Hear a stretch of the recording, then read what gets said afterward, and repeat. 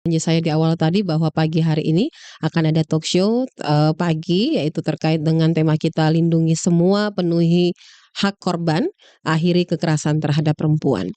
Kampanye internasional 16 hari anti kekerasan terhadap perempuan atau yang biasanya disingkat dengan 16 HAKTP itu dimaknai dimaknai Kementerian Pemberdayaan Perempuan dan Perlindungan Anak atau Kemenpa ini sebagai momentum penting untuk merefleksikan situasi kekerasan terhadap perempuan atau KATP dan upaya-upaya pencegahan yang dilakukan. Kita tidak bisa menutup mata dengan kekerasan-kekerasan yang terjadi saat ini dan kita juga bisa melihat bahwa kekerasan terhadap perempuan dan juga anak itu kerap terjadi. Dan ini juga menjadi PR bagi teman-teman koalisi Stop Kawin Anak, di mana koalisi ini juga koalisi gemuk yang juga selalu memperjuangkan hak perempuan dan anak karena mereka juga berada terdepan untuk terus mengawal kasus-kasus kekerasan ataupun juga pelecehan seksual. Saat ini tengah bersama dengan kami yaitu Ibu Ira Husain ya, ya saya lupa karena lebih akrab panggil nama biasa saja. Jadi lupa nama belakangnya atau famnya. Ya, Assalamualaikum. Waalaikumsalam warahmatullahi Kakak Ruby. Iya, apa kabar? Alhamdulillah baik. Alhamdulillah baik. Iya, mendekati momen tanggal 8 nanti akan ada hari Betul. besar ya. Iya. Nah, mungkin sebelum kita sampaikan terkait dengan kegiatan yang akan berlangsung pada tanggal 8 nanti, ini mungkin bisa terlebih dahulu dari teman-teman koalisi melihat kasus-kasus yang ya mungkin bukan tiap tahun tapi setiap menit, setiap detik ada saja kasus yang terjadi dan itu masuk di dalam laporan dalam grup dan kita yang membaca jadi stres juga gitu. Silakan Bu Ira. Iya, baik. Terima kasih Kak Ruby. Selamat pagi untuk semua pendengar Ras FM. Iya, memang kita tidak bisa pungkiri ya bahwa semakin hari kasus-kasus kekerasan, khususnya kekerasan terhadap perempuan dan anak itu memang sekarang lagi viral-viralnya. Mungkin juga ini bisa karena keberanian masyarakat untuk melaporkan kasus juga sudah semakin tinggi sehingga kasus itu hampir setiap saat kita dengarkan. Nah, sebenarnya kenapa saat ini kekerasan terhadap perempuan dan anak menjadi barometer sebuah daerah atau sebuah mungkin provinsi malah itu dengan semakin tingginya, maka itu menjadi perhatian khusus dari pemerintah, khususnya pemerintah pusat maupun pemerintah provinsi. Itu karena memang secara kuantitas dan kualitas memang meningkat. Ya. Kuantitas dari segi jumlahnya yang memang kita lihat hampir tadi Kak Ruby sudah sampaikan, bahkan mungkin hampir setiap menit di grup aktivis perempuan, di grup koalisi itu kita lihat gitu. Dan juga dari segi kualitas juga mengalami peningkatan. Kalau dulu kita hanya mendengar kekerasan itu hanya single misalnya KDRT saja atau pemerkosaan atau kekerasan yang lain. Tetapi sekarang itu bertambah kualitasnya karena misalnya fisik, kemudian psikisnya juga kena, kemudian bahkan sudah masuk ke seksual. Iya, dan dengan modus-modus yang menurut kita itu sangat di luar batas gitu ya. Bahkan kita berpikir tentang hal tersebut juga tidak pernah sampai ke sana. Nah, ini juga menjadi perhatian khususnya kalau kita kaitkan dengan 16 kampanye Hari Anti Kekerasan Terhadap Perempuan. Ini momentum besar untuk kita menyampaikan kepada seluruh masyarakat bahwa kekerasan itu tidak dalam sinetron atau tidak dalam film, tetapi sangat dekat dengan diri kita, keluarga kita ataupun dari kita sendiri seperti itu. Ya, memang kita tidak bisa tidak bisa kita pungkiri bahwa semakin ke sini itu pelakunya pun juga semakin dekat ya. Semakin dekat. Dan kita juga merasa penuh rasa khawatir, penuh rasa ketakutan. Kita ini harus berlindung kepada siapa? Nah, betul. Ketika kita berlindung kepada orang yang kita harapkan, ya saya sudah betul-betul terlindung nih, tidak akan ada gesekan ataupun gangguan. Ternyata di balik itu ada saja istilah kata orang ada U di balik B gitu kan, ada U di balik B. Dan malah sekarang kita lihat berita-berita yang naik di media sosial maupun di media mainstream itu jadi kayaknya kita kayak bukan lagi hal yang kayak ada rasa kayak mati rasa gitu karena kasusnya kok malah yang pelakunya ini orang-orang itu lagi. Ini ada apa gitu? Ada apa dengan negeri ini? Ada apa dengan pemerintah? Dan saya pikir pemerintah juga sudah melakukan banyak hal ya, Betul. dalam hal ini bentuk sosialisasi, Mhm. ajakan-ajakan, tetapi faktanya masih terjadi begitu, Bu Ira. Betul. Iya, iya betul. Nah, di sini sebenarnya peran kita sebagai masyarakat kalau kita misalnya melihat secara utuh ya, kontrol sosial masyarakat juga Iya. sangat berperan. Misalnya tadi Kak Ruby sudah sampaikan, Iya. kalau pemerintah sudah banyak membuat regulasi, kemudian tapi regulasi itu kemudian hanya tinggal menjadi regulasi ketika ini tidak diimplementasikan sampai ke tingkat bawah. Misalnya begini, ada satu kasus yang terjadi, tapi kemudian kita tidak fokus pada korban, kita tidak fokus pada penderitaan korban, tetapi malah kita melihat yang lain. Misalnya, kalau korban kekerasan seksual, hal yang pertama yang ditanyakan, kejadiannya di mana Iya, iya, misalnya, iya. dia sedang apa pada saat itu. Jadi masyarakat itu fokus pada korbannya, aktivitasnya apa, tidak fokus pada perilaku yang salah dari pelaku Iya. gitu. Nah, ini kemudian yang membuat image atau fokus kekerasan itu bukan pada bentuk kekerasannya, tetapi pada korbannya. Korbannya, iya. Dia sedang apa, bahkan dia pakai baju apa, dia pada jam misalnya tengah Ada di malam mana gitu. ada di mana dan Iya. ngapain dia pada saat itu gitu. Masyarakat fokus ke situ. Kita bisa lihat atau para pendengar Iya. bisa membaca ya di media sosial beberapa kasus terakhir kekerasan seksual, misalnya yang baru-baru ini misalnya dilakukan oleh disabilitas misalnya yang saat ini masih sedang lagi viral-viralnya.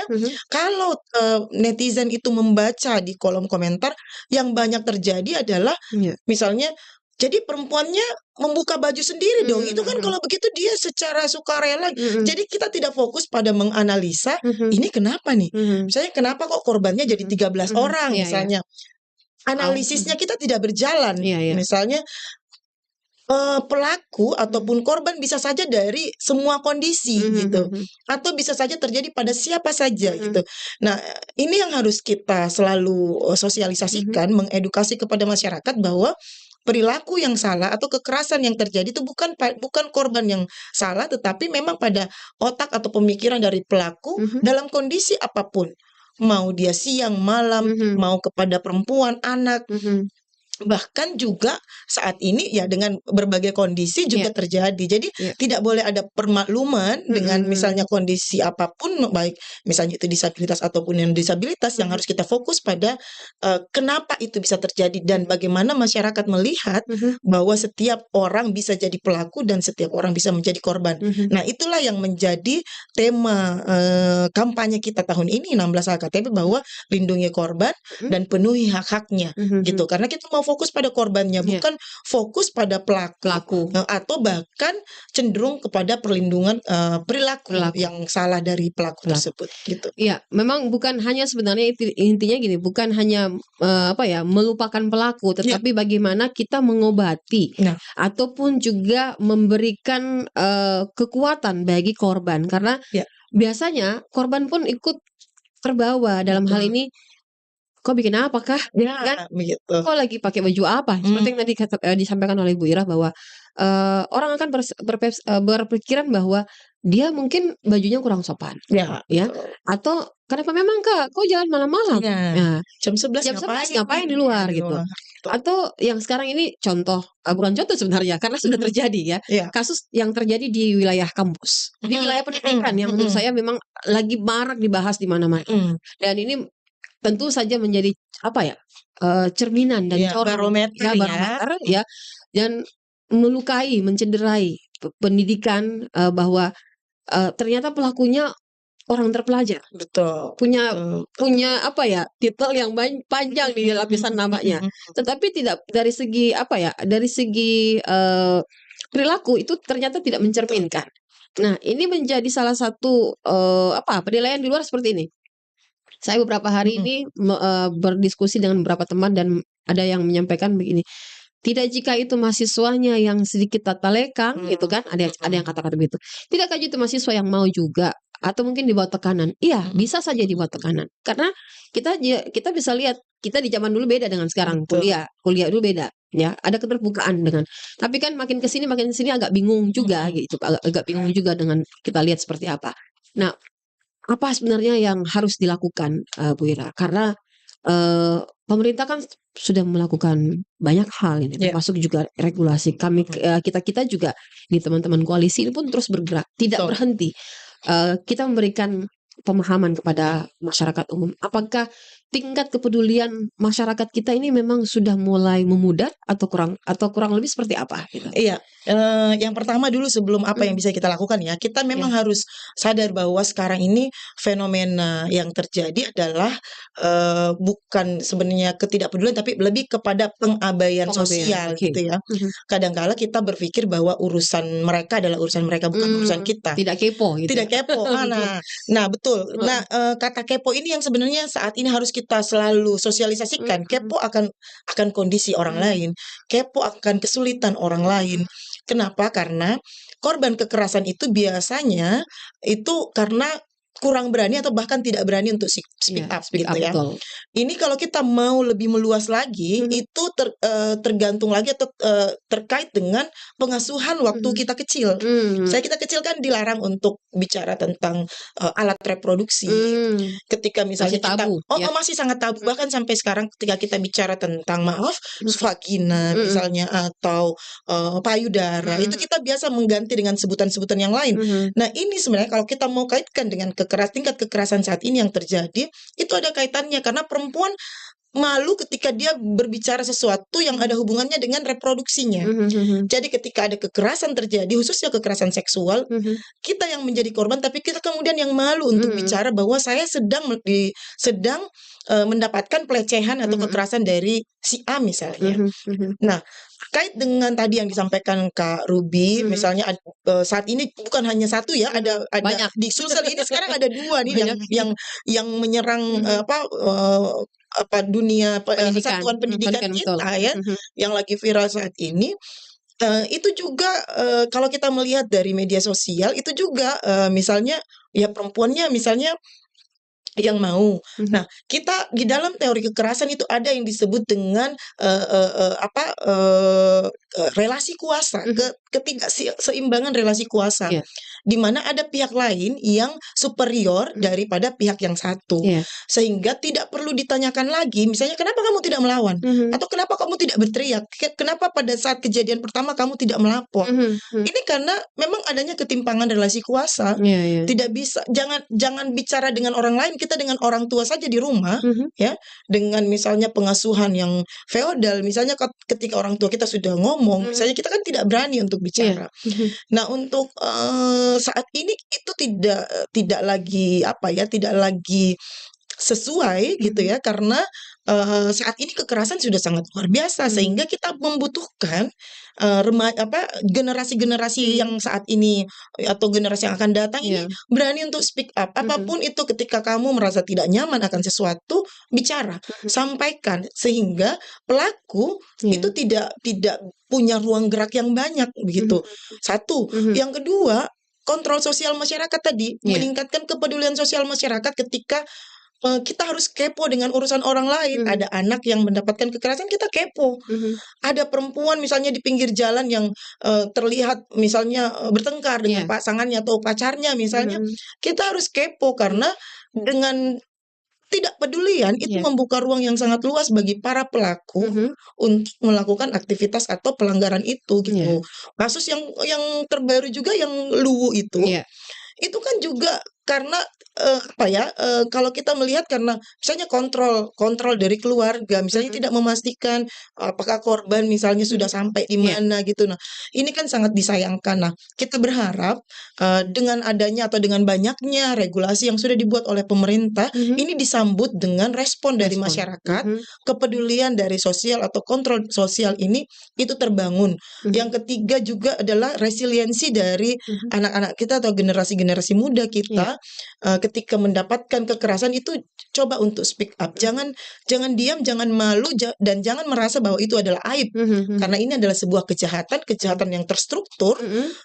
Kenapa terstruktur? Karena ini bisa dilakukan secara masif oleh siapa saja dan bisa bergerak sedemikian kuatnya karena tidak ada yang berani untuk bicara. Seperti itu. Iya, ada sebenarnya kalau kita bisa mengambil beberapa poin ya, ada kejahatan. terstruktur yang tadi sempat saya menggarisbawahi, terus speak up, dan juga ini menjadi hal yang apa ya, kalau kita lihat kejahatan terstruktur ini karena mungkin dia pernah jadi korban. Betul.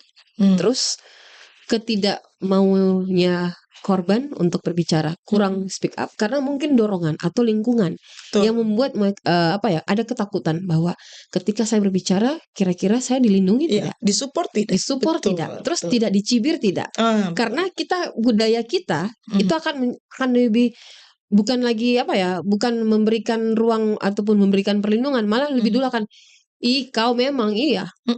Kau memang iya, kenapa kau mau visi itu sendiri kah? Kenapa nggak ajak kita kan?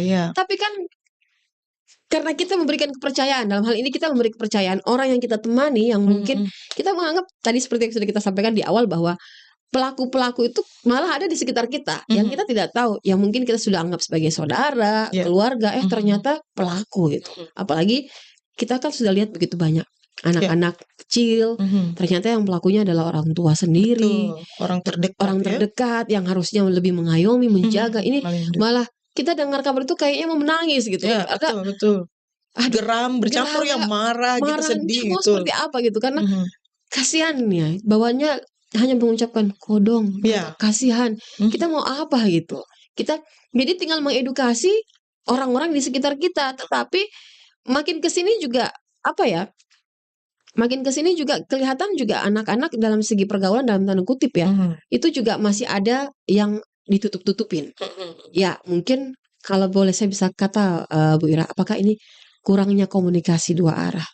Bisakah itu seperti? Bisa, iya bisa. Komunikasi juga sangat penting untuk memperkuat sebenarnya, memperkuat baik posisi korban. Tadi yang menarik yang disampaikan Kak Ruby adalah sebenarnya korban juga bisa takut untuk speak up karena dia ragu memastikan apakah lingkungan saya mensupport. Itu poin yang sangat menarik dari kampanye kita untuk 16 HKTP ini. Kenapa? Karena stigma itu adalah hukuman yang paling hebat gitu ya, bagi korban. Betul. Kenapa paling hebat? Karena ini bisa sampai generasi berikutnya. Misalnya khususnya untuk kekerasan seksual. Untuk korban kekerasan seksual, baik pemerkosaan, pelecehan, ketika dia speak up dan bahkan misalnya identitasnya diketahui, sekarang kan lagi media sosialnya lagi gencar-gencarnya ya, viral-viralnya gitu ya. Nah, kalau identitasnya misalnya korbannya terbuka, meskipun ini 1 tahun, 2 tahun, 3 tahun, proses reintegrasi sosial kita kalau ini tidak disiapkan dengan baik, masyarakat meskipun dia pakai itu dulu kodong, pernah ada kasusnya itu mengalami kekerasan seksual. Jadi dia dibungkus dengan bahasa empati, tapi sesungguhnya dia menguak luka, jadi tidak sembuh lukanya. Stigma ini melekat terus kepada korban. Nah, ini yang memang membuat hampir rata-rata korban nggak mau bicara gitu. Nah, kasus yang terakhir yang salah satu universitas yang terkait dengan chat untuk mengancam, mengancam, kemudian pakai guna-guna itu. Nah, ini kan korban dan pelaku belum bertemu, tapi kita sangat senang dengan keberanian korban langsung memviralkan ke media sosial gitu ya. Karena kenapa ini memang mencegah sehingga respon publik itu bisa kita lihat memang macam-macam, tetapi minimal ada penguatan kepada korban bahwa kamu sudah melakukan hal yang benar. Nah, itu sebenarnya yang dibutuhkan oleh korban. Kita melindungi, mensupport, memastikan kepada korban bahwa kami ada untuk mendampingi misalnya, dan kamu jangan takut karena yang salah itu adalah pelaku. Bukan kamu. Dalam kondisi apapun korban tidak salah gitu ya. Beragam excuse atau justifikasi untuk menyalahkan korban, itu kita dalam posisi korban tidak bisa disalahkan gitu ya. Jadi memang masalahnya ada pada pelaku dan perilaku dia untuk melakukan pelecehan atau kekerasan seperti itu. Ya, ada juga PR sebenarnya, mungkin juga bukan buat saya saja, tapi mungkin juga buat Bu Ira dengan teman-teman koalisi. Ini kan masih banyak orang belum memahami. Kalau kekerasan secara fisik, iya saja akan kelihatan, akan nampak. Tetapi kekerasan dalam bentuk verbal, ini masih banyak yang belum memahami. Apa sih sebenarnya yang menjadi kekerasan verbal itu? Kan biasanya orang sudah menyampaikan, kamu ini gitu kan. Contoh, sedikit mohon maaf saja ketika ada seorang pria yang bertemu dengan kita ataupun bertemu dengan siapapun itu, dia akan menyampaikan, "Saya semalam mimpi tentang kamu, tapi saya sampai mimpi basah." Kadang-kadang kayak nyeleneh tapi Kayak dia nggak bercanda sama dia, tapi gitu. itu sudah sudah lebih dari Melecehkan gitu. Itu yang sebenarnya masih belum dipahami. Betul. Terkhusus juga bagi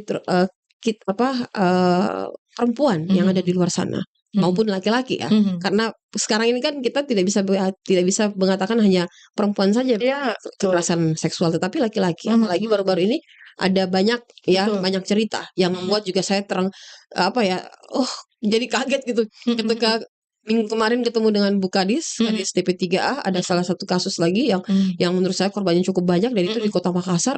Saya jadi kok ini tidak terblow up gitu, tidak terblow up di media. Apakah ada unsur kesengajaan untuk tidak di blow up atau memang untuk meredam atau kurang apa? Saya kurang paham. Nah, itu sebenarnya seperti apa, Bu Ira? Kalau kita lihat bahwa masih banyak yang belum paham terkait dengan kekerasan secara verbal. Iya, kenapa kekerasan verbal itu banyak terjadi dan dianggap biasa karena memang setiap hari komunikasi kita menganggap bahwa itu misalnya itu hanya candaan. Bahkan sesama perempuan saja, "Gak usah Miko pusing itu."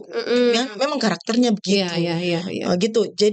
Jadi perlakuan pelecehan secara verbal itu ketika itu dibiarkan, dimaklumi, maka itu akan menjadi kekerasan yang tentu mungkin bisa lagi ke fisik, misalnya dicolek atau bahkan melakukan kekerasan seksual. Contohnya saja catcalling ya, misalnya sweet misalnya, atau misalnya ditegur oleh laki-laki misalnya dan itu dianggap biasa, itu nanti akan melebar ke tindakan yang bertambah lagi kualitasnya gitu. Jadi dari sekedar catcalling itu bisa didekati, kemudian itu tadi kekerasan verbal. Nanti malam ada acara ndak? Saya bisa ajak kamu keluar misalnya, atau bisa kita booking misalnya kayak gitu. Itu kan dia lagi gambling, pelaku lagi gambling. Kita merespon apa tidak? Nah, ketika korban misalnya kelihatan ketakutan, itu nanti akan bertambah, kualitasnya akan bertambah. Nah, memang perlu edukasi kepada masyarakat, khususnya yang paling ringan itu catcalling itu. Ketika Anda disweet-sweeti, perempuan atau istri Anda atau adik Anda di catcalling sama orang lain, baik temennya maupun orang yang tidak dikenal, itu harus di-stop dan dianggap bahwa kamu melakukan pelecehan ya. Kalau sekarang misalnya kita sampaikan ke kawan laki-laki kita itu pelecehan, itu mereka kadang ketawa. Masa sih sampai cuman itu saja kita sudah melakukan pelecehan? Iya, karena jelas kamu sedang tidak membuat saya merasa nyaman dengan catcalling itu gitu. Apalagi kalau diikuti dengan kata-kata yang tadi nyeleneh begitu. Betul. Misalnya cantiknya gitu. Misalnya saya suka olahraga. Kawan-kawan olahraga dengan pakaian yang sangat simpel dan tapi menurut sebagian orang itu terlihat misalnya seksi gitu. Nah, itu mereka kadang menjadi korban catcalling gitu. Nah, kalau ini disampaikan ke masyarakat luas, jawabannya apa ya? Memang pakaiannya seksi untuk ini, tapi kan ini bukan substansi pada pakaian itu karena banyak juga yang lain yang kemarin itu ada beberapa kasus yang begal itu pada saat melakukan begal payudara pada saat melakukan olahraga bahkan di Jalan Hertasning kemarin itu ada satu juga perempuan yang sedang berolahraga itu memang dia kekerasan verbal karena dari belakang itu sudah dengan kata-kata yang tidak pantas gitu ya, sudah dikomentari secara fisik gitu. Nah, itu terus yang salah siapa gitu. Nah, yang salah itu memang kita harus tanamkan bahwa bukan korbannya gitu.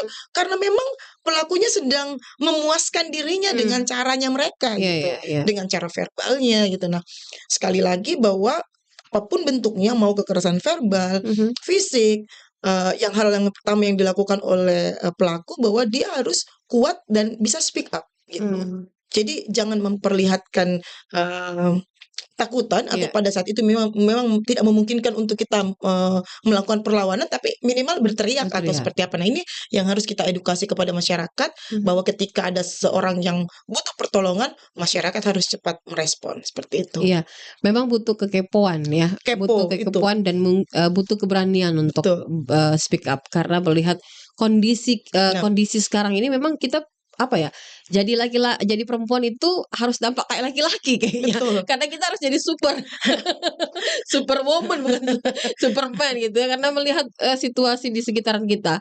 Nah, kabarnya tanggal 8 akan ada kegiatan apa nih bagi teman-teman koalisi? Itu nanti kita ada acara Car Free Day. Jadi untuk 16 HKTP ini kita bekerja sama dengan pemerintah Provinsi Sulawesi Selatan, melalui Dinas Pemberdayaan Perempuan dan Perlindungan Anak, kemudian Kota Makassar melalui Dinas Pemberdayaan Perempuan dan Perlindungan Anak. Kita akan melakukan Car Free Day, di mana Car Free Day itu ada beberapa aktivitas. Ada kita kampanye terkait dengan kekerasan terhadap perempuan dan anak, kemudian ada aktivitas lain seperti donor darah, kemudian ada pojok hukum gitu ya, pojok edukasi, bagaimana ketika perempuan mau melaporkan kasus itu nanti akan diedukasi di situ gitu ya. Kemudian ada pojok untuk konsultasi gitu. Jadi banyak Kak Ruby di tanggal 8 Desember itu. Sebenarnya kita juga akan melakukan talk show juga. Iya, ada talk show juga. Roadshow ya? Talk show-nya rencananya di kampus. Semoga semoga kondusif di UNHAS gitu ya. Semoga kondusif, kita akan laksanakan. Kalau tidak maka kita akan mencari tempat yang lain tetapi dengan tema yang sama terkait dengan kekerasan terhadap perempuan dan anak yang merupakan tema besar kita, lindungi korban, penuhi hak-haknya dan akhiri kekerasan terhadap perempuan dan anak gitu. Nah, ini akan sangat menarik.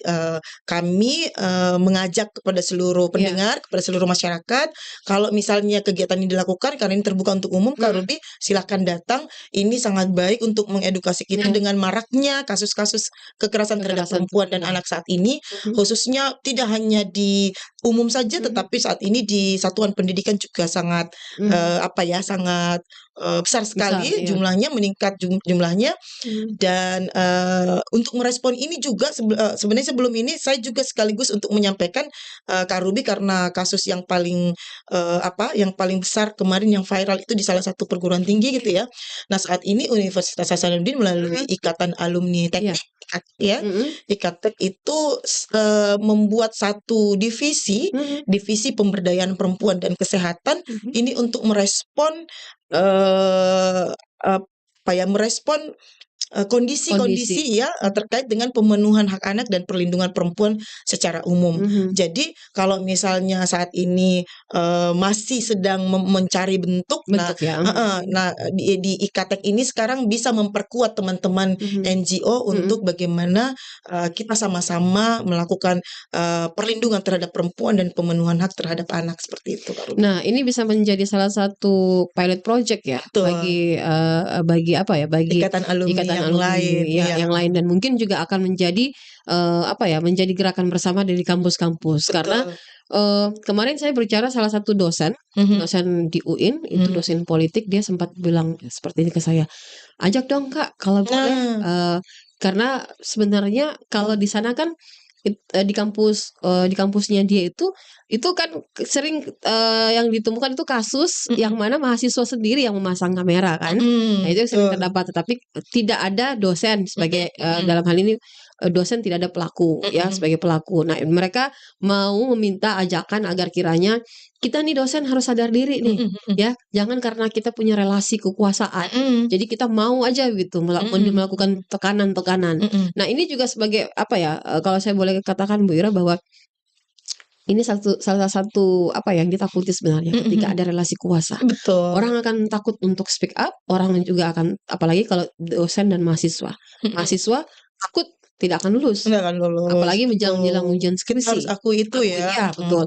Nah, inilah yang sebenarnya yang perlu kita matangkan edukasinya. Bagaimana relasi kuasa ini tidak betul-betul memanfaatkan relasi kuasanya. Saya ini punya posisi loh. Kau harus seperti ini. Nah, itu kan yang terjadi. Kita lihat kejadian itu di mana-mana, baik itu di pondok pesantren, di sekolah umum, ataupun yang lainnya, itu karena relasi kuasa antara pimpinan dan bawahan. Contoh kayak kemarin kasus KPU yang betul-betul akhirnya dia berani berbicara dan ya, sekalipun dia merasa bahwa kejadiannya sudah lama, tetapi dia mengambil momen yang cukup bagus ya, karena lagi di awang-awang nih pimpinannya waktu itu. Jadi lihat bahwa momen saya paling tepat untuk Iya, sekarang berbicara. betul. Karena orang bisa melindungi saya dan akhirnya ada simpati sekalipun di awal-awal banyak yang Iya, melecehkan juga. Nah, ini sebenarnya juga perlu kita Iya, dampingi gitu. betul. Iya, betul sekali. Jadi, sekarang memang, sebenarnya langkah-langkah apa ya, langkah-langkah taktis, sudah saat ini sudah, dikatakan, banyak dilakukan oleh stakeholder. Misalnya di universitas itu kan sudah ada Satgas Betul, TPPKS ya. gitu ya. Kemudian di kelembagaan-kelembagaan luar ada NGO. Kemudian saat ini alhamdulillah Ikatan Alumni dimulai dengan IKATEK ini membentuk divisi pemberdayaan perempuan, perlindungan perempuan dan kesehatan gitu ya.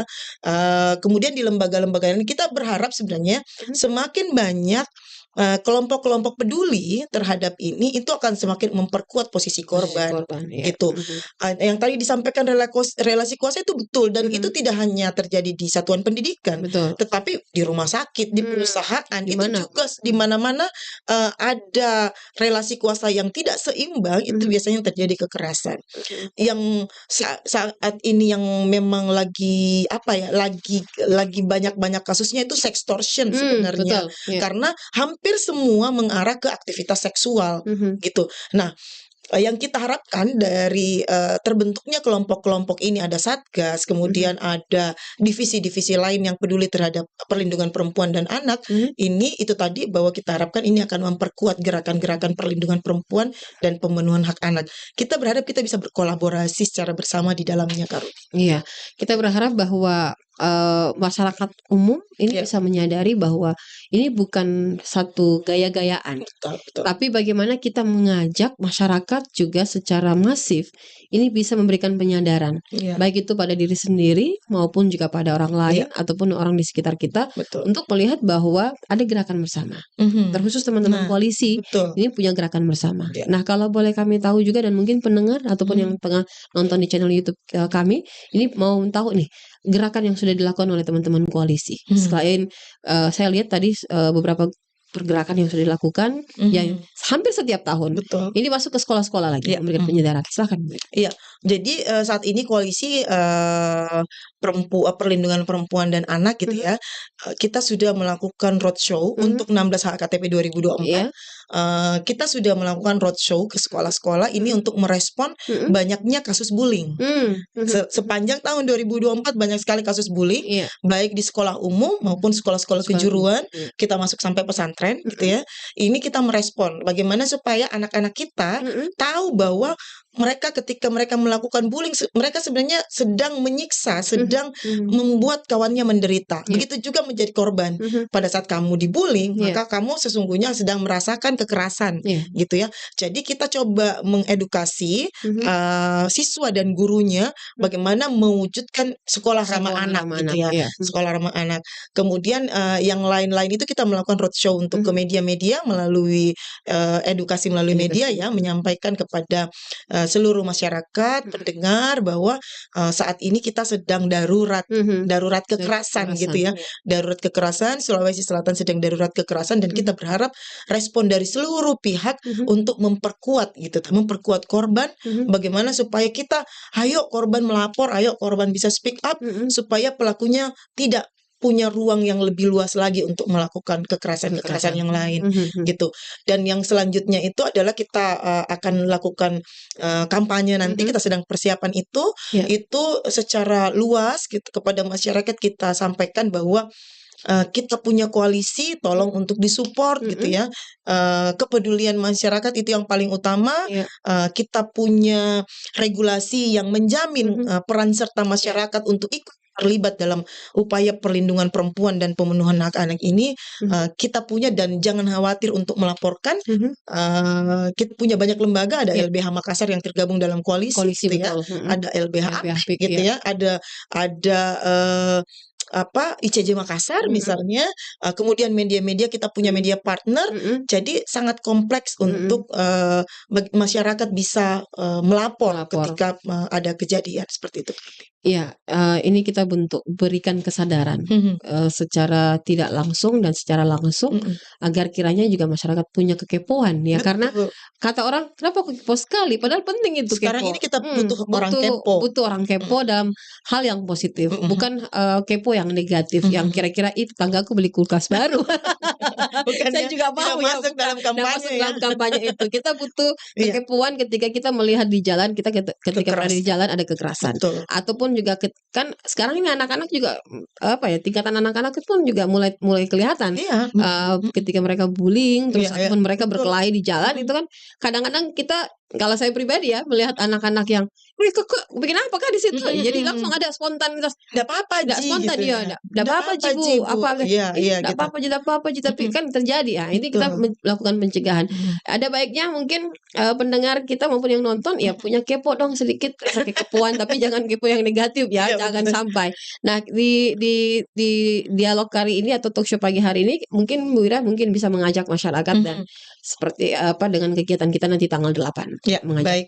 Ya, baik, terima kasih Kak Ruby, untuk kesempatannya kita mengajak kepada seluruh pendengar di mana saja berada, khususnya untuk di Kota Makassar, tanggal 8 Desember nanti kita akan melakukan, talk show, ada beberapa rangkaian kegiatan, Iya. ada talk show, yang bisa kawan-kawan ikuti, itu terbuka untuk umum. Kita akan bicara tentang bagaimana kekerasan terhadap perempuan dan anak saat ini dan seperti apa kita bisa, berkontribusi Betul. dalam upaya penanganan kekerasan tersebut.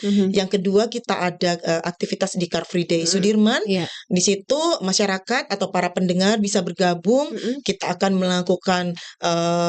melakukan, edukasi kepada seluruh masyarakat. Di situ ada pojok hukum, yang bisa konsultasi apa saja dan itu gratis. Kemudian kita ada, donor darah Iya. gitu ya. Kemudian ada kampanye terbuka, kepada seluruh masyarakat dan dipastikan bahwa, kegiatan itu, tujuannya adalah satu, bagaimana kita mengedukasi masyarakat untuk sama-sama melindungi korban, memenuhi hak-haknya dan Iya. kemudian kita sama-sama akhiri kekerasan terhadap Kekerasan perempuan dan terhadap anak di Sulawesi Selatan. Iya, itu ajakan kedua dari Bu Ira yang sudah disampaikan pada pagi hari ini. Mudah-mudahan masyarakat pada umumnya juga memahami hal itu. Iya. Insya Allah jangan lupa tanggal 8. Jangan Terima lupa kasih. tanggal 8 kita akan datang ketemu. Betul. Terima kasih Bu Ira atas Baik, waktunya. terima kasih Sudah Kak bersama dengan Ruby. kami. Kita akan bertemu nanti di tanggal 8 di hari Minggu. Siap. Assalamualaikum warahmatullahi wabarakatuh. Waalaikumsalam warahmatullahi wabarakatuh.